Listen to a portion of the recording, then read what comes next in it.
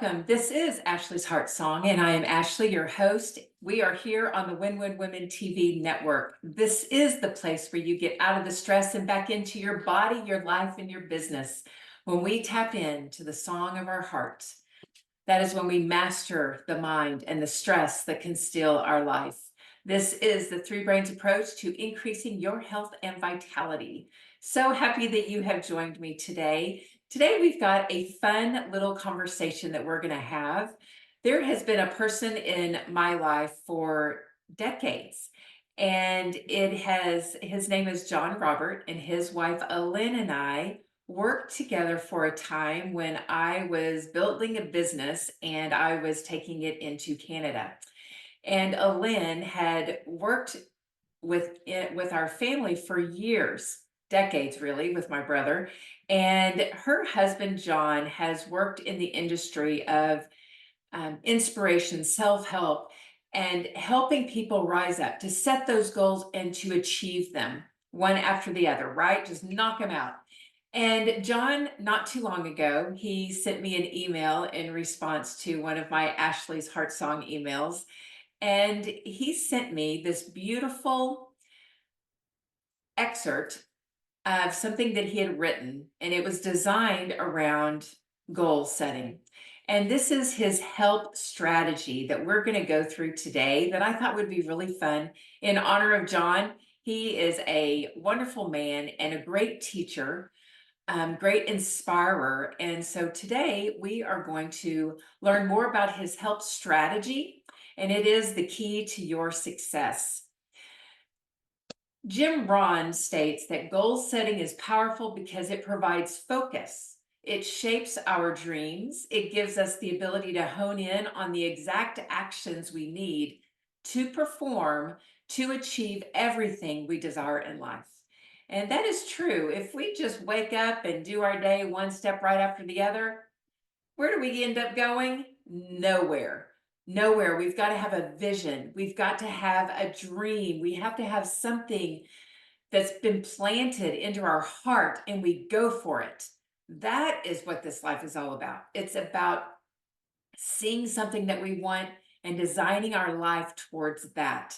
And today we're going to have fun just breaking this HELP strategy down. Going to be so fun.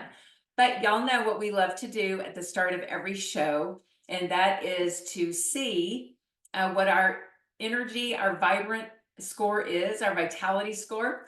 And so on a scale of 1 to 10, let's start with our physical body.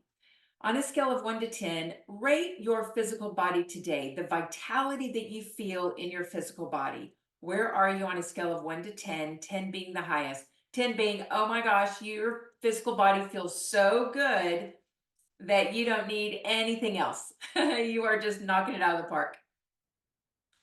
All right, put down your number. And 1 is, of course, being you don't feel real good in your physical body. It feels, just bloated, heavy, fatigued.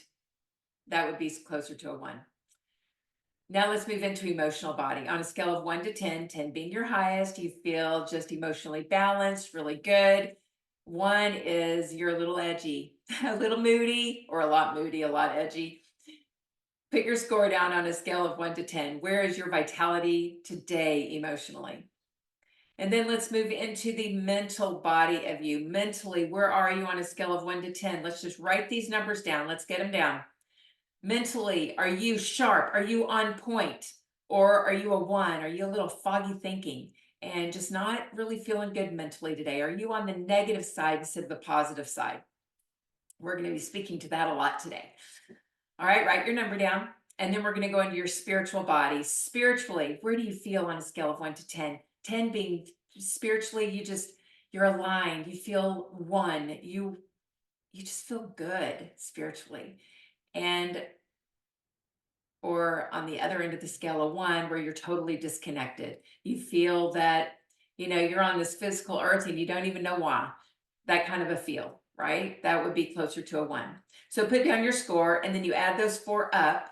And the closer you are to 40, woo, you get the prize. So what is your number? This is not a place we judge. This is a place where we look and we go, oh, this is good information. Mentally, I'm not doing good today. So mentally, this show today is going to benefit you. It's going to benefit you a lot. So I'd love to read just a little bit about what John Roberts said. This is his H.E.L.P strategy. And I want to start with the reason why he wrote it. I'm going to read you a couple of paragraphs from the excerpt that he sent me. So during John's career, this is all from John's voice. I read many books and attended many seminars on how to achieve success in business as well as life in general. Some were extremely helpful, others less so. But I always gleaned at least a modicum of wisdom that I was able to add to my own growing knowledge of ideas and techniques that would guide me to achieving my goals. These ideas and techniques, once learned, and I love the statement that's about to hit you, must become so much a part of your daily life that they continually guide you subconsciously. And what do we talk about a lot in this show and in all of my programs is the subconscious mind.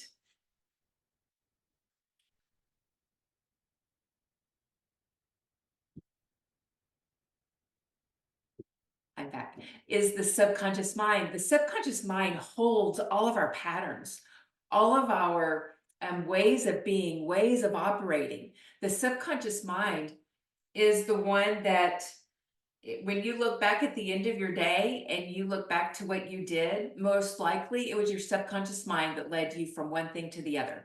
It's the patterns, it's the flow that you put in place. Your subconscious mind picks up on that pattern and it just automatically has you going through. Have you ever thought, after you've been going through your day, that, wow, I must have been on autopilot because I wound up from one place to the other and don't even recall consciously what it was? That's your subconscious mind.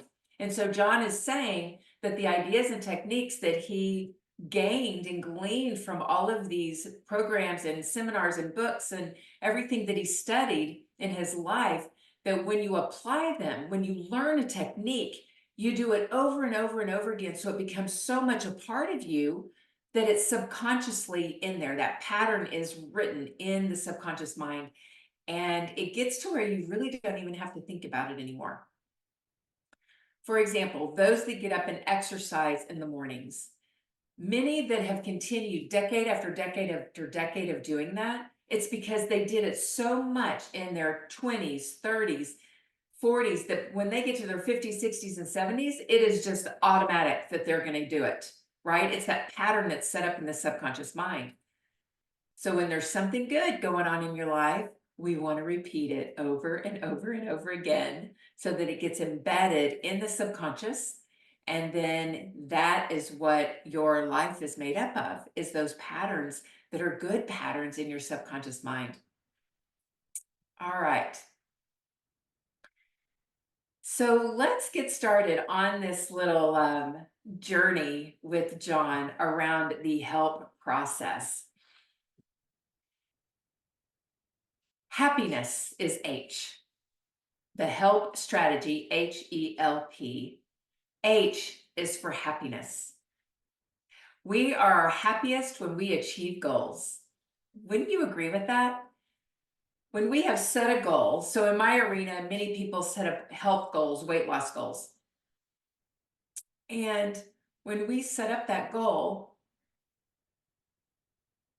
around fat loss, let's say, around the scale, around the measurement, and you achieve it, think back to how joy-filled you were and how good it felt that you achieved that goal.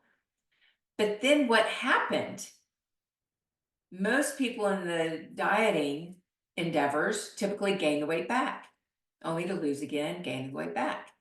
Well, they achieved the goal, but they forgot some very important parts of goal setting and goal building. And that is one area that we are going to bring up in this happiness segment that John wrote up. John Robert reminds us of the importance of visualizing achieving your highest goal.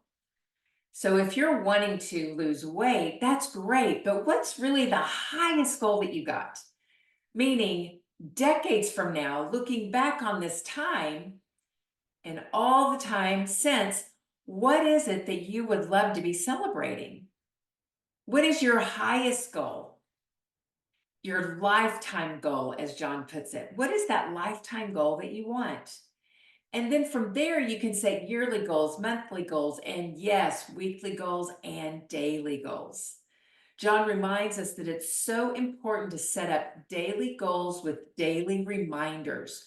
You want to keep that goal visible. So your lifetime goal is visible, your yearly goal is visible, your monthly goal is visible, weekly goals, and then that daily reminder that keeps you pressing forward to achieve your goal.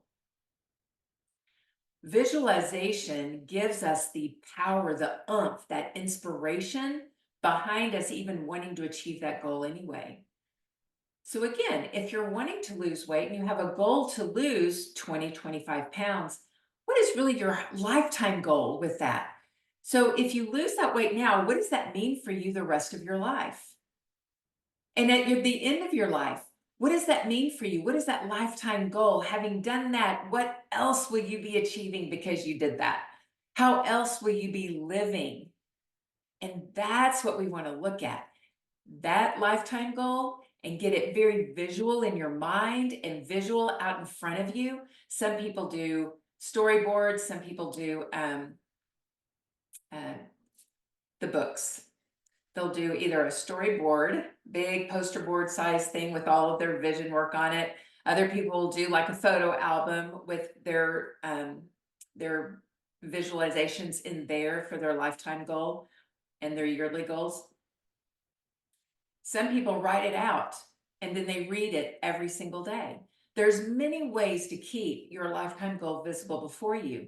The key here is to make sure that you keep it visible before you. So do any one of those techniques and remind yourself of it every single day. Don't let a day pass without you reminding yourself of what you're achieving, because it's when we lose the sight of it, when we lose sight of that lifetime goal and we stop feeling it in our body, then we lose the momentum and the gumption that it takes to keep going and keep pressing forward.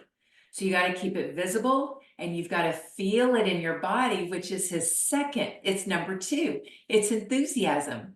So the E in HELP stands for enthusiasm. Enthusiasm is of utmost importance. And notice that I'm saying that John is saying enthusiasm, not excitement. There's a difference between the two. Enthusiasm is this physiological experience that you have inside of you, and it cannot be faked. Enthusiasm cannot be made up. Excitement can.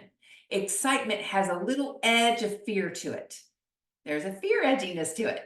And we don't want that. We want to feel enthusiasm for the lifetime goal that we've set. If one of your lifetime goals involves your career, well, is your career, does it bring enthusiasm inside of you? Does it make you feel enthusiastic every single day? If it doesn't, then you might want to make a different career choice. If the goal around your family fills you with enthusiasm, then you're on the right track. But if you think, I don't know, it's kind of boring, then you're not going to keep moving forward to achieve that goal for your family.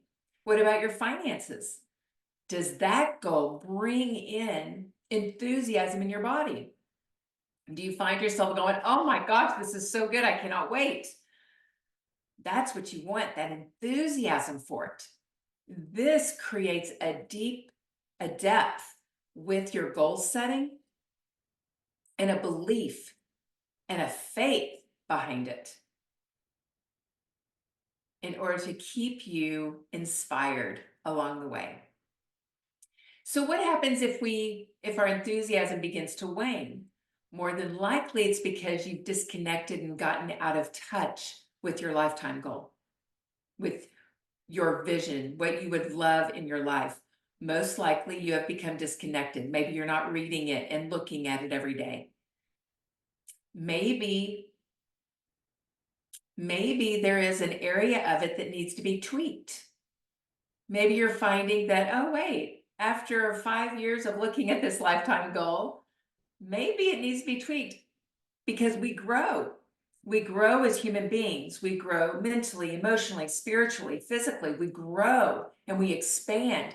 And as we grow and expand, our goals need to grow and expand with us. So be sure you're dangling that carrot far enough ahead of you to where it's building that enthusiasm. It's like a snowball is going and you're building and gaining power and momentum with it. Pardon me.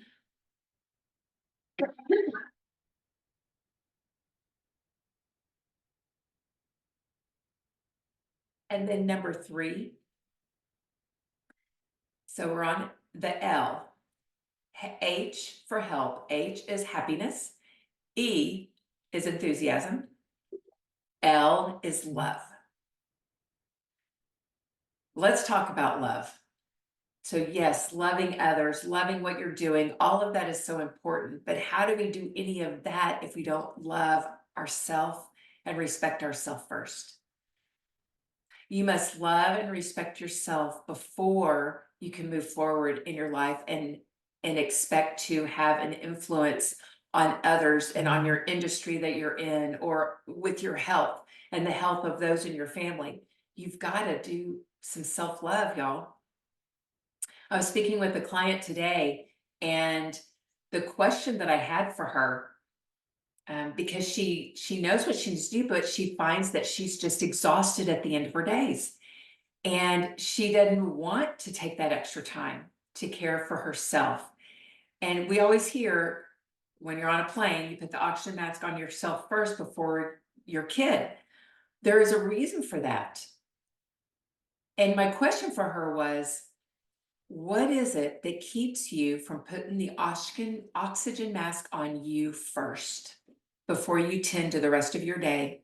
What is going on in here that is keeping you in here, meaning for those on my podcast, in here meaning in your mind, your heart, your emotional center, and the soul of you? What is happening that is keeping you from and stopping you from expressing self-love to self and caring for you first? That is one of the most important questions we can ask ourselves if we're not caring for ourselves, if we're not waking up early enough to take care of ourselves and to get centered, to get aligned, to get healthy, to get vibrant. Meaning, are we exercising? Are we drinking all the water we need to drink in the morning? Do we have a nutritious way to break our fast from the evening? Are we meditating, going into stillness, connecting?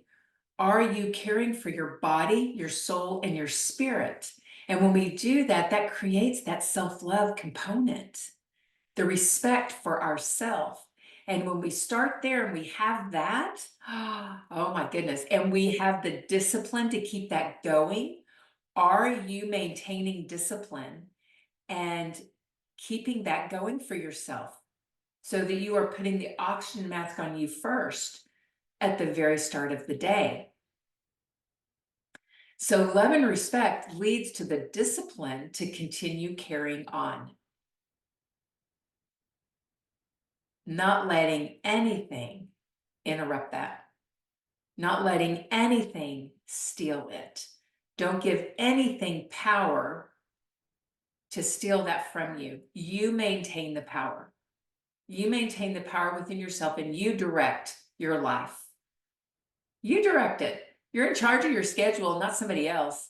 You may say, yes, but I have a 9-to-5 job. Yeah, you have a 9-to-5 job. But the person who dictates your schedule is you. You report in at 9, you leave at 5, yes. But who dictates your schedule before the 9 o'clock, after the 5 o'clock? Who dictates the way you show up from 9 to 5? You do. And when we fill up our tank in the morning with self-love, with respect, with that discipline, then the rest of the day is smooth as punch.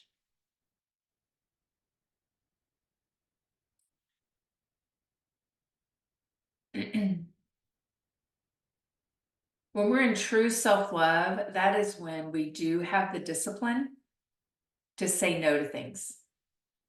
If you find your schedule is busy and chaotic, when you integrate in self-love and self-respect in that discipline, you will then be able to say no and clean up your schedule to where it's not busy and chaotic, because you love yourself enough to know that that's not good for you. It puts you in that stress response. Your body's storing fat. Your body is leaching the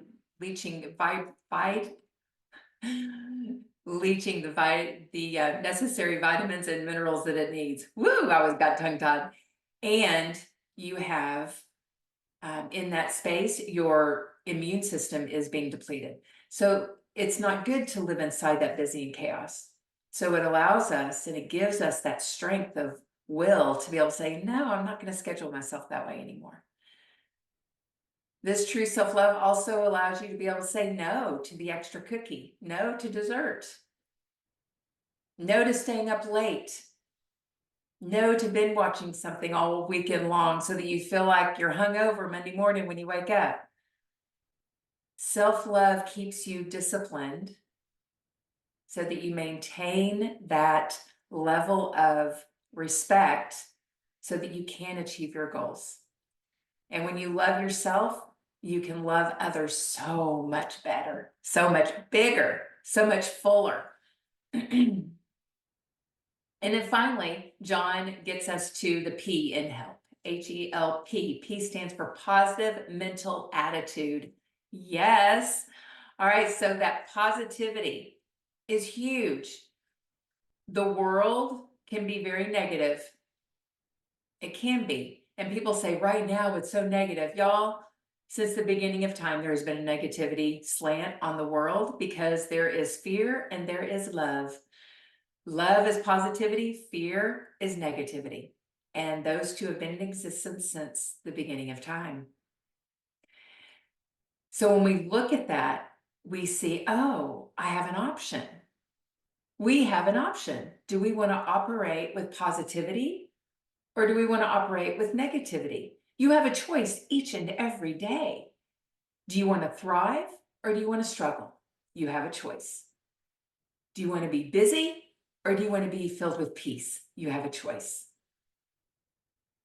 Do you want to overeat or do you want to eat to the point of energy? You have a choice. Do you want to work out and feel vibrant or do you want to sit on the couch and binge watch things? You have a choice. We have a choice. And choosing the positive mental attitude will level you up in your life faster than anything you could ever have imagined.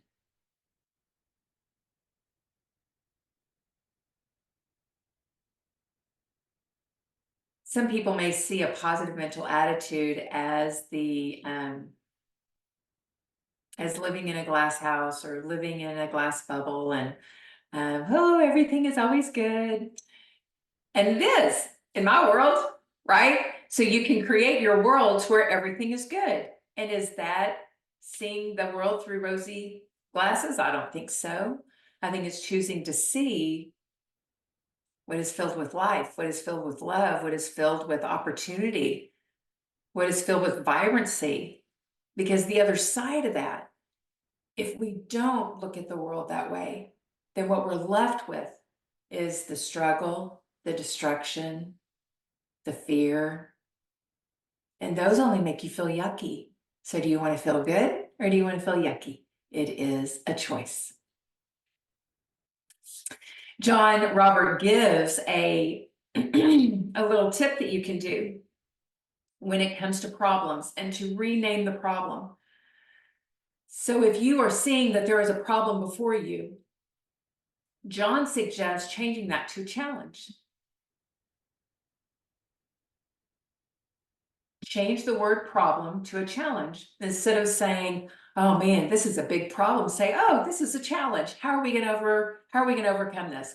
Because when you look at a problem, we typically see a problem as not having any solutions around it.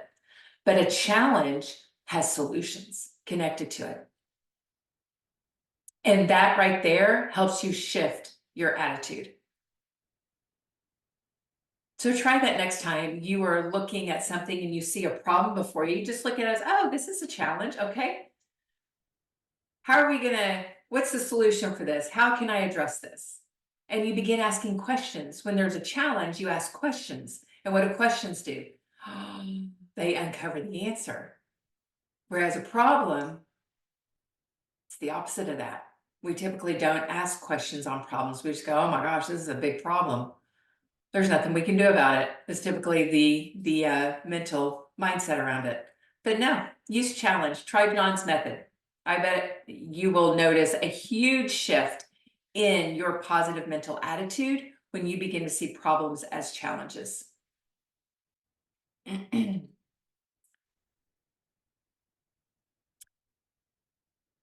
Avoid the negative as much as you can.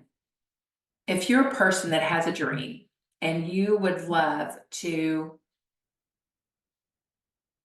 if you have a dream and you would love to achieve and live out that dream, and yet you are surrounded by negativity, then find a way to shift that.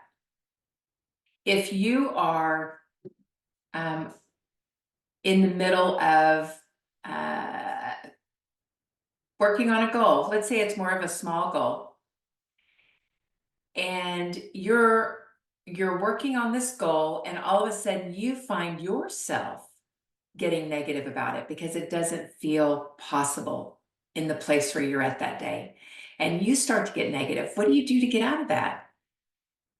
Do you stay there and stew in it for a couple of days and then go, oh my gosh, I just lost traction on my goal. Well, I'm not going to achieve it now. Do you do that? Or do you notice? Oh, my mental attitude just sunk. What's going on? And then have activities that help boost you back, that bring you back to the positive mental attitude state so that you can keep working on your goal and so you achieve your goal. The key is to have activities that will help you feel good about yourself. So if painting, let's say you love to paint, but you don't paint often enough, landscapes or people, or maybe you love to draw and you don't do enough, but when you do it, it makes you feel really good. Then when you find yourself going in that state because you haven't reached the goal and you want to, and you're just not sure about it, break away and do something that makes you feel good. Go back to that art. Go back and do some drawing or some painting. Maybe playing a sport makes you feel really good. Then get involved in a sport and go feel that enthusiasm come back into your life. Typically, when we are dropping into that negative state, it's because we've lost the enthusiasm for what we're doing. We've been inundated with what we've seen as problems or what we've seen as negativity that have, maybe you've taken a hit and all of a sudden that enthusiasm is waning and you're feeling kind of down in the dumps. Well, if you get yourself involved in something active that brings about that feeling of positivity and goodness and the self-love is brought back, then you can get back on track with your goal and you won't lose traction. The thing about the head brain is that it is inside of our head brain, we have that fear mind, the ego mind. The fear mind is, well, let's just take the brain in general, is designed to keep your physical body alive. So it will interpret things as threats out there when really they're not threats, but we interpret it as threat if it doesn't make us feel good. If our interpretation is this doesn't feel good, then it's a threat. And our body goes into that chemistry of stress that degrades our body. So what we have to do as masters of the mind is to shift it into a positive mental attitude over and over and over and over and over again. Remember how when I was reading John Roberts' introduction, he had spoken about doing these things, these steps often enough and over and over so that they get embedded subconsciously so they become autopilot behaviors. And that is what we have to do when it comes to this positive mental attitude, is we've got to go to it Every time we jump into the negative lane, we got to jump right back into the positive lane. Keep jumping back, keep jumping back. The sooner you can jump back into positivity, the quicker that neural pathway of negativity will dissolve and disintegrate. But we've got to keep jumping back on and back on and back on. And then eventually that pattern will be so embedded and so in groove that you will stay in a positive mental attitude the majority of the time. So it truly is about being in awareness and seeing when you get off track with your mindset and jump back on the positive train. Yes, it is. So John Robert, when he was designing this excerpt, the help came from, he believes that when you help people achieve their goals, you can't help but achieve yours as well. So that's where the help comes from. H is for happiness, E is for enthusiasm, L is for love, P is for positive mental attitude. And when you help other people achieve their goals, it's just automatic that you will achieve yours as well. And you'll maintain that positive mental attitude. I love it so much. John Robert, thank you for this gift of help today. I am so grateful that John sent this to me and encouraged me with it. I thought it was just beautiful, and it went right along with what we do here on Ashley's Heart Song. So catch me every Monday right here on the Win Win Women TV network. And thank you so much for joining me today. I'm here every Monday at 3 p.m. Central Time. And join me again next week as we continue to armor up our lives. I'll see you then.